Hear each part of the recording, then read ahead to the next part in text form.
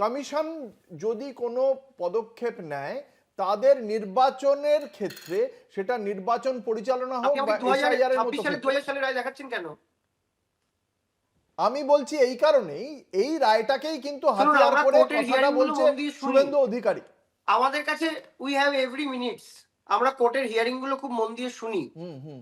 কোর্টের লাস্ট দিনও যা হিয়ারিং হয়েছে সেটার পুঙ্খানুপুঙ্খ ডিটেলস যা মিনিট সমস্ত আমাদের কাছে আছে। হুম আমি আপনাকে খুব পরিষ্কারভাবে বলছি, হুম এমসিসি লাগু হয়নি, সুতরাং কেউ চাইলে কোনো আধিকারিকের বিরুদ্ধে ব্যবস্থা নিতে পারবেন না। হুম আর যদি মনে করেন যে দিল্লির জমিদারদের কথা এসব করবেন, হুম। তাহলে আবার কোর্টে নাজেহাল হতে হবে। আচ্ছা, এই জলপাইগুড়ি, মালদা, ২ চব্বিশ পরগনা, পূর্ব মেদিনীপুর, কোচবিহার, এই সমস্ত জেলাগুলোকে নিয়ে কমিশনের যে মূল্যায়ন, সেটাকে তৃণমূল কংগ্রেস কিভাবে দেখে? তাহলে নির্বাচন কমিশনের মূল্যায়নকে আমরা কিভাবে দেখবো? নির্বাচন কমিশনের চোখে তো বিজেপির চশমা। আর বিজেপির প্রতিনিধি এখানে বসে 50 জনকে কোথায় তৃণমূল কংগ্রেসের কেউ পুড়িয়ে মেরেছে, এক নম্বর কথা, এটা বাংলার কেউ জানে না। 2 নম্বর কথা, এই বাংলায় বসে বড় বড় চিৎকার করা সহজ।